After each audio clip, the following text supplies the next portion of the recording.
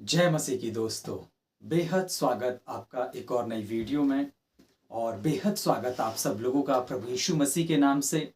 और कुछ छोटे छोटे टॉपिक्स और बहुत ही ज़रूरी के और बहुत ही इम्पोर्टेंट बातें मैं आपके बीच में रखता हूं, और इसके लिए हम परमेश्वर का धन्यवाद करते हैं। और साथ ही साथ में स्वागत है आप सब लोगों का मसीह मंथन बैठक हिमाचल प्रदेश के ऑफिशियल पेज में भी।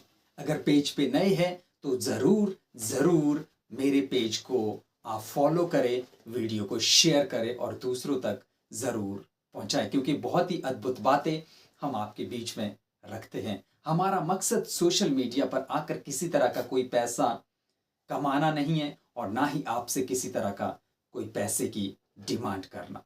तो इसीलिए आप ज़रूर वीडियो को शेयर करें, दूसरों तक जानकारी पहुंचाएं, और ये आपसे गुजारिश रहेगी। जैसा कि आप वीडियो या फिर स्क्रीन पर देख रहे हैं, उधार पाते ही मकसद शुरू होता है। ठीक चल रहा है? ओके। सो उधार पाते ही मकसद शुरू होता है। तो मैं आप सब लोगों को, जितने विश्वास में हैं, जितने प्रभु यीशु मसीह को मानते हैं, आपका जो उद्धार हुआ है वो एक मकसद के तहत हुआ है, एक पर्पस के तहत आप यहां पर हो। मैं आपको ये बताना चाहता हूं कि आप यहां पर यूं ही नहीं आए हो, एक मकसद के तहत आप यहां पर हो, और एक मकसद के तहत आपका उद्धार हुआ है। उस मकसद को समझना हर एक विश्वासी के लिए बहुत जरूरी है, और इस उद्धार के मकसद को हर विश्वासी को समझना बहुत जरूरी है। एक और चीज मैं आपको बताना चाहता हूं, जब आप मसीह में आ गए, यहां पर टाइम पास ना करें। अगर आप टाइम पास करेंगे, फिर आखिर में क्या होगा? जब न्याय का दिन होगा, फिर उस दिन आप बहुत पछताएंगे। मैं सभी विश्वासियों के साथ से बात करना चाहता हूं। आप टाइम पास मत करें, मसीह के उस उद्धार को समझिए। जिस उद्धार जो आपका उद्धार हुआ है, उस उद्धार के मकसद को आप जरूर जरूर समझे। या मरकुस उसका 16 अध्याय वचन 17, आइए क्या कहता है। विश्वास करने वालों में ये चिन्ह होंगे कि वे मेरे नाम से दुष्ट आत्माओं को निकालेंगे और नई नई भाषा बोलेंगे। वाह! साथ में 18 वचन भी देखेंगे हम। 18 वचन में लिखा है, सांपों को उठा लेंगे, और यदि वे प्राण नाशक वस्तु भी पी जाए तो भी उनकी कुछ हानि ना होगी। वे बीमारों पर हाथ रखेंगे और वे चंगे हो जाएंगे। वाह! अगर आपने इस वचन को नहीं पढ़ा था तो आज इसको इसको पढ़िए और इसको समझिए। यहां से आपको मालूम होगा कि आपका उद्धार क्यों हुआ है। आपको आपको पता चल जाएगा कि मैं यहां पर क्यों हूं। यहां पर लिखा है, विश्वास करने वालों में ये चिन्ह होंगे। जो भी विश्वास करेगा, यहां पर ये नहीं लिखा है कि यहां पर पर्टिकुलर पास्टर को मेंशन नहीं किया है। यहाँ पर सिर्फ और यहाँ पर सिर्फ पास्टर को, सिर्फ रेवरेंट को, सिर्फ बिशप को, यहाँ पर उनको ही नहीं मेंशन किया गया है। यहाँ पर कहा गया है, विश्वास करने वालों में ये चिन्ह होंगे। वो चाहे 1 दिन का विश्वासी हो, वो चाहे 10 दिन का विश्वासी हो, वो चाहे 3 महीने का, वो चाहे 3 साल का, वो चाहे 10 साल का। आपको ये समझना होगा, विश्वास करने वालों में ये चिन्ह होंगे कि वे मेरे नाम से दुष्ट आत्माओं को निकालेंगे। यहां पर प्रभु यीशु मसीह साफ साफ कह रहे हैं, और ये यीशु मसीह ने कहा है कि विश्वास करने वालों में ये चिन्ह होंगे कि वे मेरे नाम से दुष्ट आत्माओं को निकालेंगे। आपको पता है आज चर्चेस में, कलीसियाओं में क्या हो रहा है? सुनिए इस बात को और समझिए इस बात को। आज बहुत सारे विश्वासी, खासकर जो 90% विश्वासी जो चर्च में जाते हैं, कलीसिया में जाते हैं, अपने पास्टर से प्रार्थना करवाते हैं, और पास्टर उनके लिए प्रार्थना करता कि आपके अंदर से दुष्ट आत्माएं निकल रही है। जरा समझिए इस वचन को। सबसे पहले एक विश्वासी के अंदर कैसे दुष्ट आत्मा अंदर रह सकता है, कैसे दुष्ट आत्मा अटैक कर सकता है।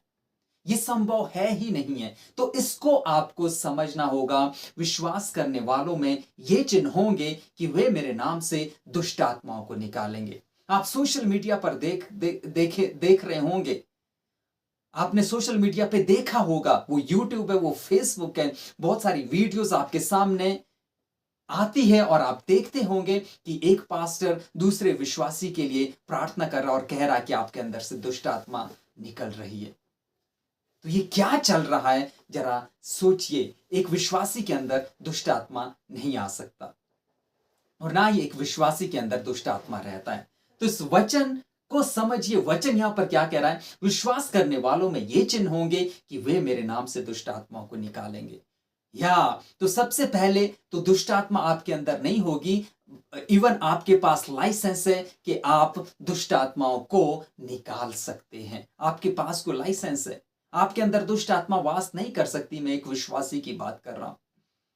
और अगर पास्टर आपके साथ ऐसा कर रहा है तो उससे पूछिए कि मेरे अंदर दुष्ट आत्मा कैसे आ सकता है?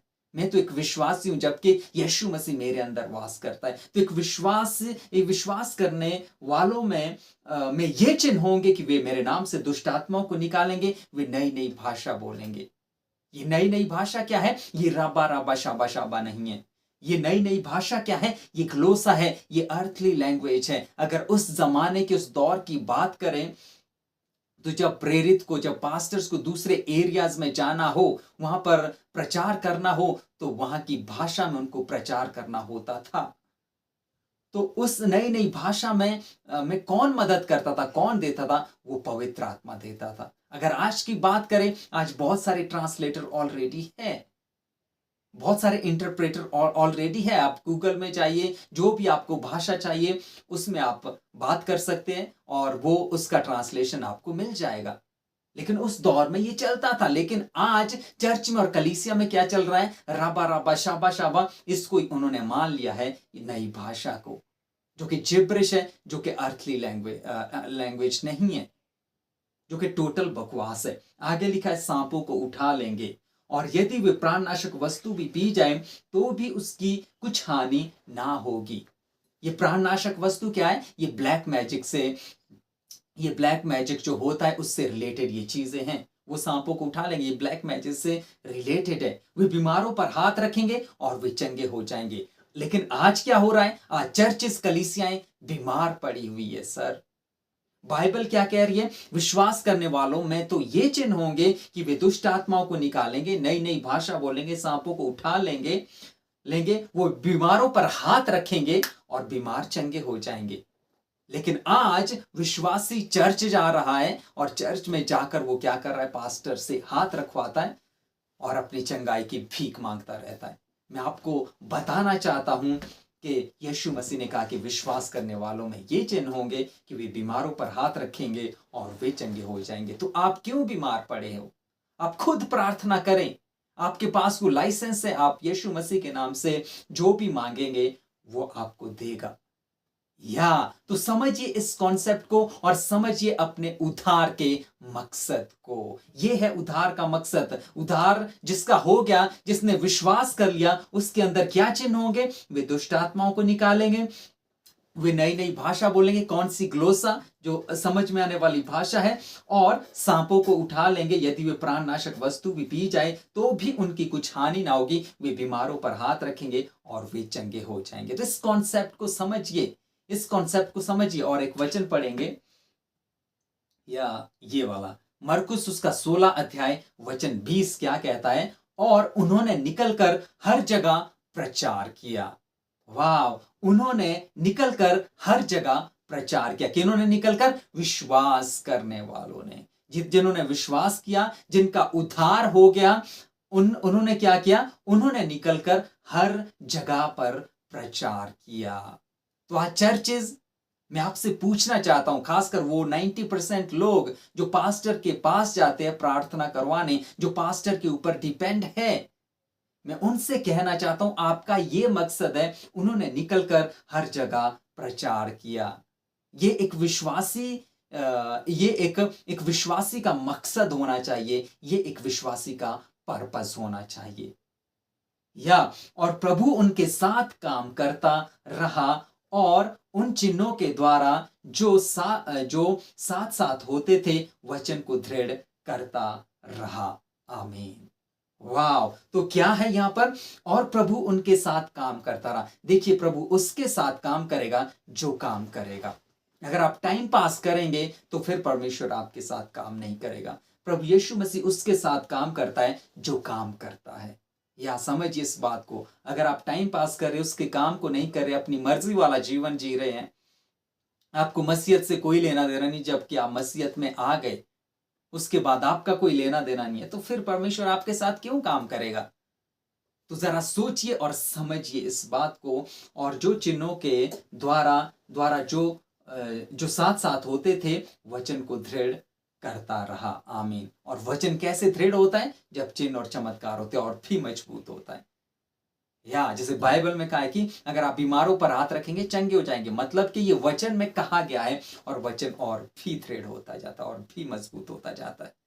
तो समझिए इस बात को, एक विश्वासी का जो मकसद है, उस मकसद को, उस पर्पस को समझिए। तो आपका मकसद क्या है? आइए इसको पढ़ते हैं। क्या है यहां पर लिखा हुआ? विश्वास करने वालों में ये चिन्ह होंगे कि वे मेरे नाम से दुष्ट आत्माओं को निकालेंगे, या नई नई भाषा बोलेंगे, सांपों को उठा लेंगे, और बीमारों पर हाथ रखेंगे तो वे चंगे हो जाएंगे। या साथ ही साथ में क्या है सबसे बड़ा मकसद? और उन्होंने निकलकर हर जगह प्रचार किया। ये मकसद, ये पर्पस होना चाहिए एक उधार पाए हुए व्यक्ति का। मैं हर उस उधार पाए हुए व्यक्ति से बात कर रहा हूं। ये आपका मकसद है, ये आपका पर्पस है। आइए मैं यहां पर समाप्त करूंगा इसको। ये यहां पर देखिए, उधार पाते ही मकसद शुरू होता है। तो मैं उम्मीद करता हूं कि आप बातों को समझ गए होंगे। परमेश्वर आपको आशीष दे। God bless you all.